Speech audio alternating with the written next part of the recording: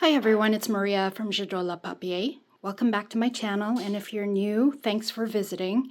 I hope you stay by the end of it. I am doing a flip through today of a garden and seed journal, and as you see by the cover, it looks like a garden plot of maybe planting boxes or portions of your garden like an architect's plan or designer.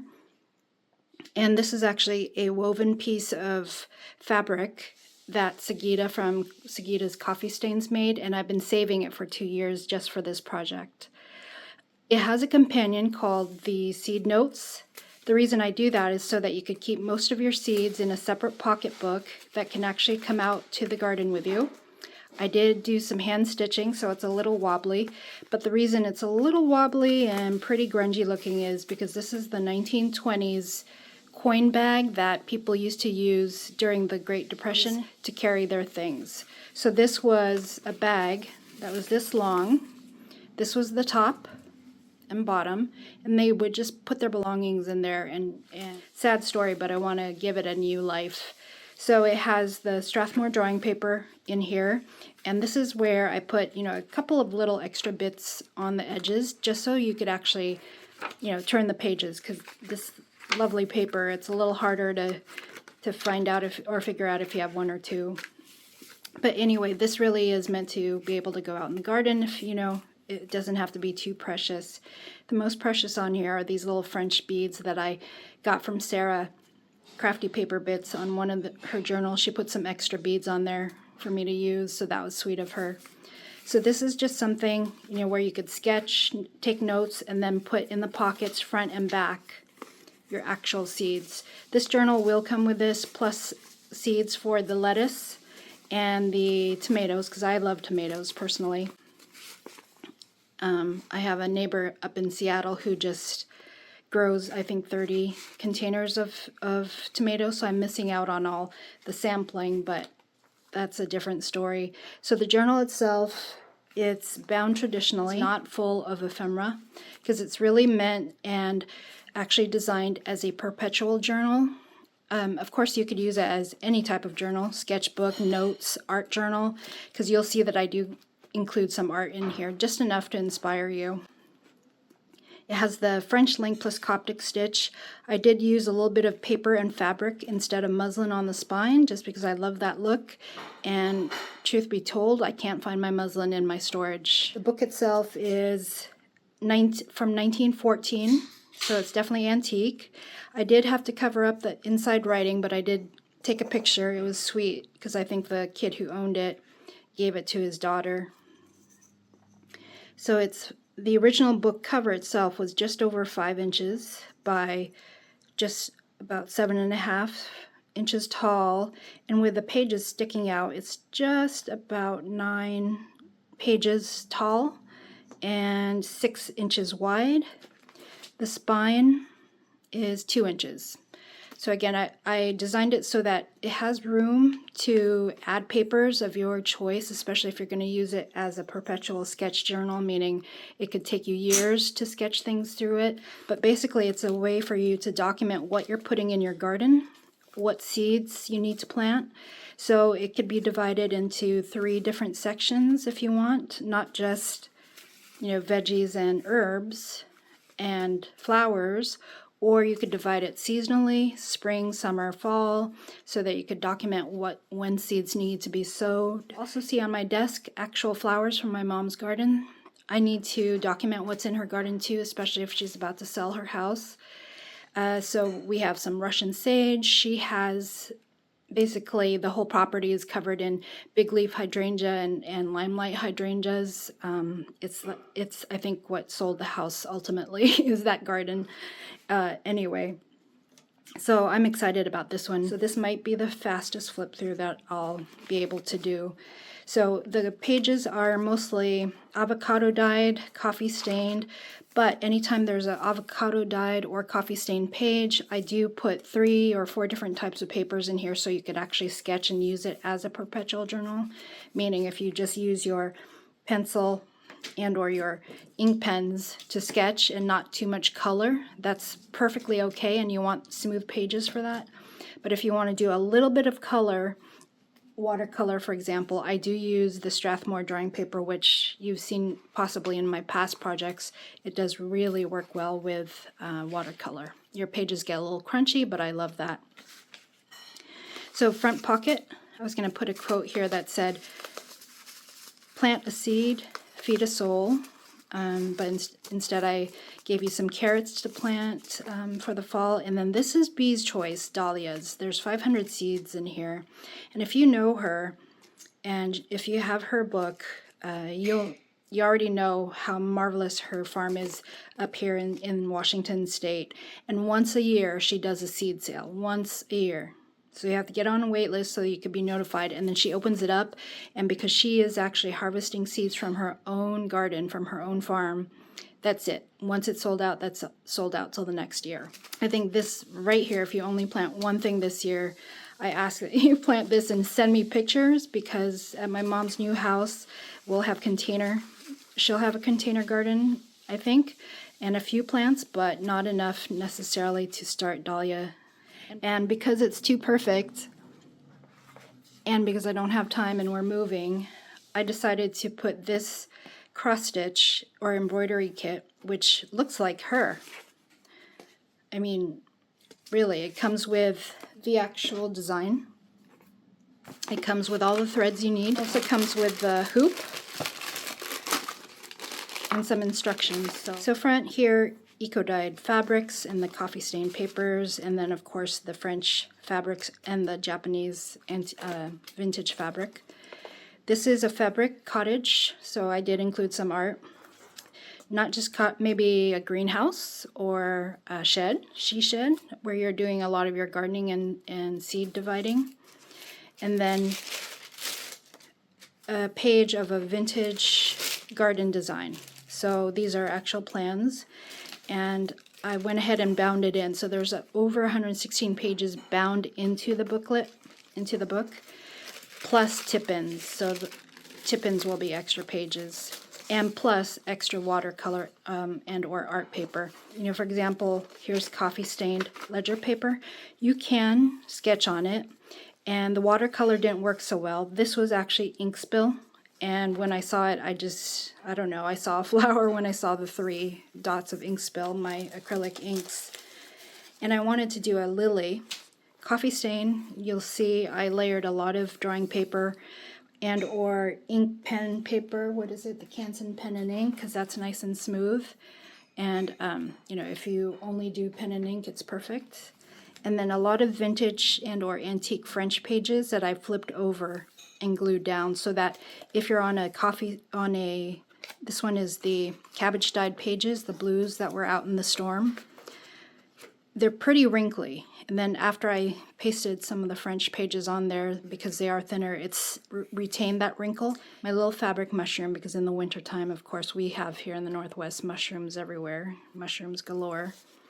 And then here are the Strathmore drawing papers, and then I did include, you know, vintage pages from a botanical book, so that you could either practice your sketching and or maybe look at ideas, and then little bits here and there just so you have your smooth and white pages to be able to sketch. And then anywhere you see writing from the French papers that I pasted down, I went ahead and prepped them with clear gesso for you, and in some cases white gesso. So let's see. Oh, here we go. So this is a piece of vintage wallpaper, and I just put a little bit of white gesso plus clear gesso right on top, so you could actually draw on these. So if you want a double page layout of maybe a large scale or large format style of a flower, some of these double page spreads, you definitely have the space. Lots of blank space again. Any of these browned papers are the French vintage and antique papers. Original pocket from the book. I wish, even though I didn't cover it, it's a 1914 reader. I think it might even be older than that, but it was so faded, and in the middle of the book was a hole which depicted them saying, "This book is no longer worth having." I decided to keep every single broken corner of it, and just made sure it was strong enough to be able to hold all these pages.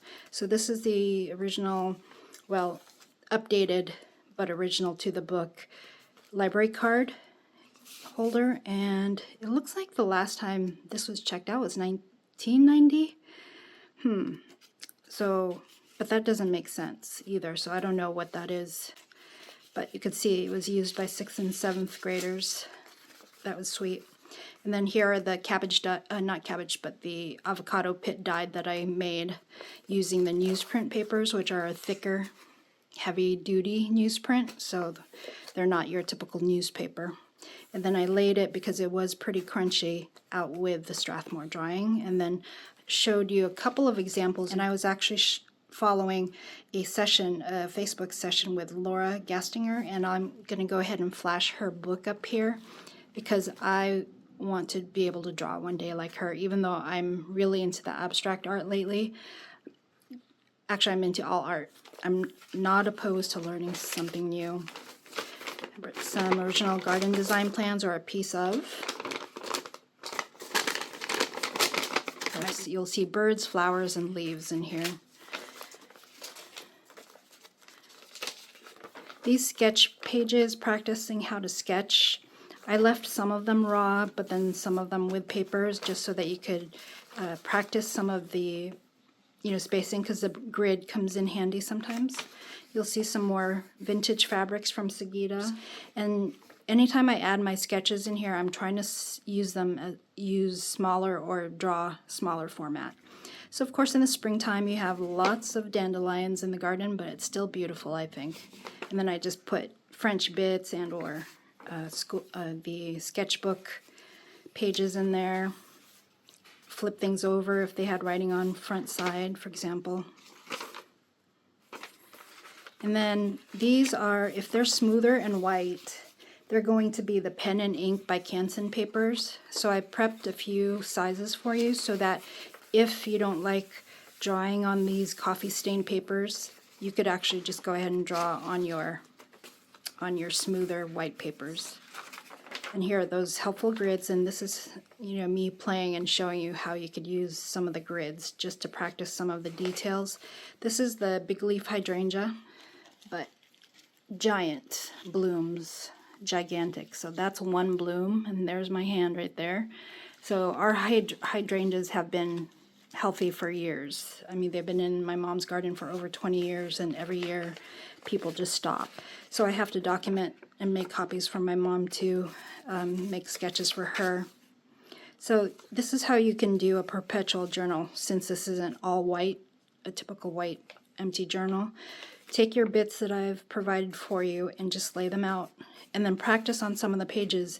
And if you don't like how they're absorbing and or how the pencil and your pen flow on them, go ahead and add your clear gesso or your white gessos, or just cut up more of your favorite art paper or sketchbook paper. Some pages I did lay down some paint, or not paint, excuse me, some acrylic ink or acrylic paint, just so that your pages aren't so white, because a lot of us have this moment of staring at a white page and not knowing what to draw. See, something like that.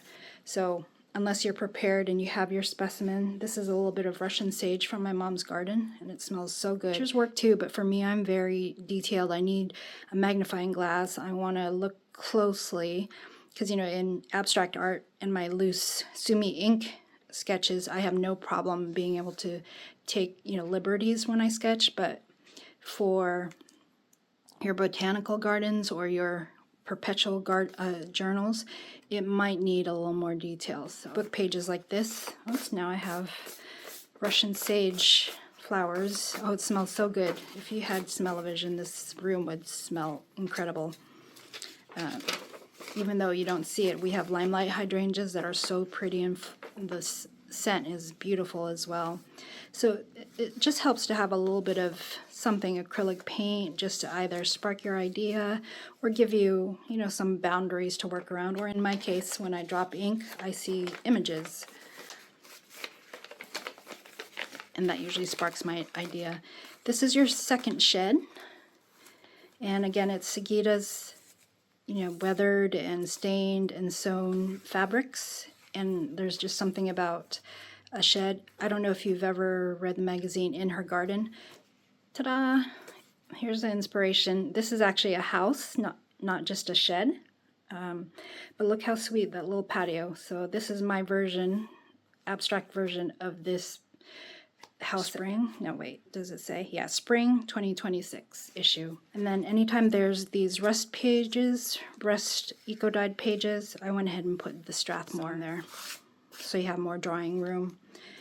Antique Italian book pages, I did gesso these. So these are clear gessoed. You're going to feel them a little extra rough. So depending on, maybe I like my Stabilo pencil. So I did do some practice on Stabilo, with Stabilo in a couple of pages, and that gesso really helps.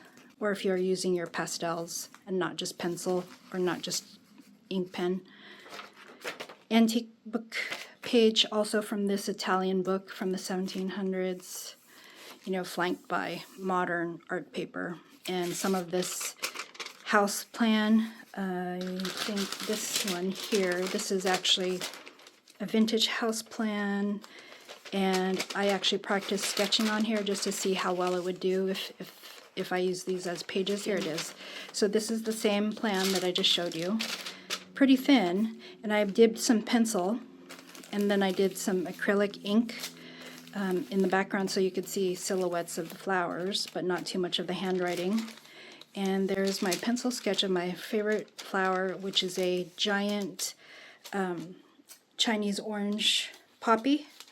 It's called Orange Prince Oriental Poppy. And then I sketched out more fine details and some of the timing of when you want to, you know, put in the seed or spread out the seed or do the seed starts. And there's the poppy. And because I did this antique book from the early 1900s, 1911, clear and white gesso, and then did my Stabilo on top of that. And in some cases, you know, the black was really easy to control. It worked well, and then I went over just one or a couple of shades of acrylic pen. So it can work no matter what you use this journal for. Here are the Cadi papers. Watercolor papers, a Barbara Bush, which is, you know, these two plants here, these two sketches here. It just tells you a little bit more about them, because a lot of you who already perpetual sketch or do nature journals, you know, the details are added in pens, you know, along with the sketch itself, and not too much color is used. But it's up to you. You could do whatever you want, and you can use pencil or pen. And then here's another example of a layout. So beneath it is already blank. And then you'll notice that some of the pages are actually tucked so that you could tuck things like some coffee stain papers or other vintage and antique book pages. But I wanted this to be sort of a sample layout for you to show you that this can be a perpetual journal. So I have the high-level sketch of the Russian sage from my mom's garden. It's not as professional or exact as a botanical sketcher, someone like Laura, who's a professional. And then this is a watercolor version of the actual blooms, because, you know, I don't have the finest ink pen.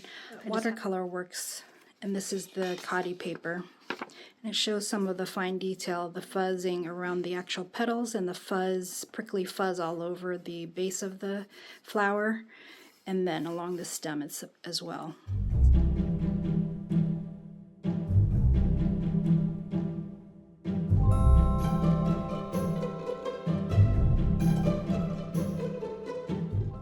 These are meant to be fall leaves, and there is a tab. I'll give you two more. I think I have two more tabs in case you want to do spring, summer, and fall plantings.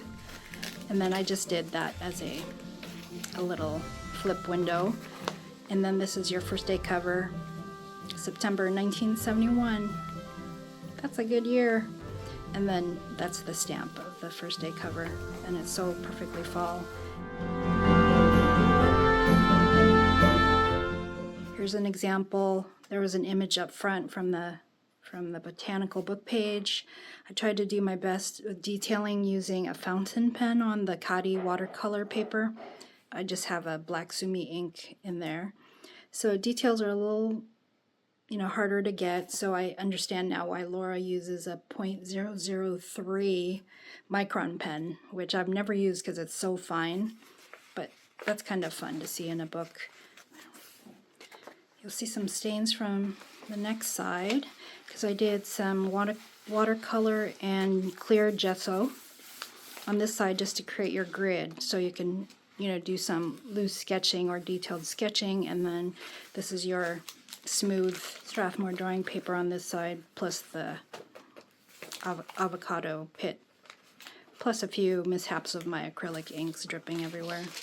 Some more of this house plan on the thinner tracing paper, architect's tracing paper. And then this is a piece of antique, I think it was the 17 or 1800s, of a plot of a hectare.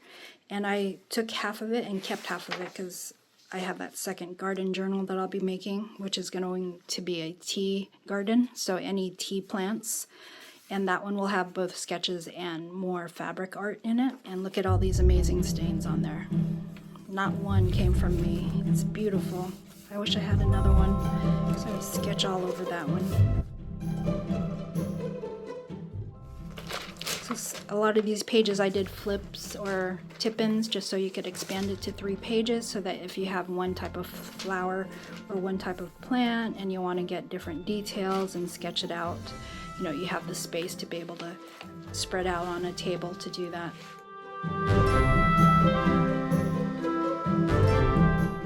And then I did gesso right over the whole book page. So this book page is from the actual book, the actual reader. So it's the original book page.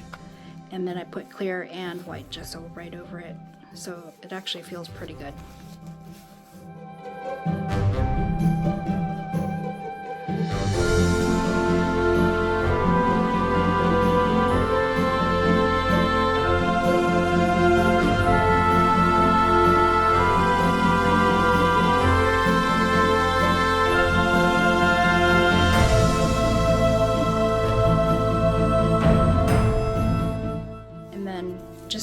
There's something for me about dirt I just love. This is actually acrylic on mulberry paper, and is this wax? No, it's not wax, so it's just the acrylic on mulberry, so you can see the strands on the back there on khadi paper. And then there's the back with all the beautiful staining, original stains to the book. I cleaned it, you know, disinfected it a little bit, but I left the edges pretty raw. I didn't treat it with any matte gel medium or anything to seal it, so, but I didn't want to hide any of the linen texture and or stains, but it is nice and solid. So there you go. Probably the fastest flip through I've done in a while. This one is going to be for sale, but I think it's reserved now. I just need to check with one lady. If she passes on it and wants to wait for the next garden journal, then I'll list this in my coffee shop.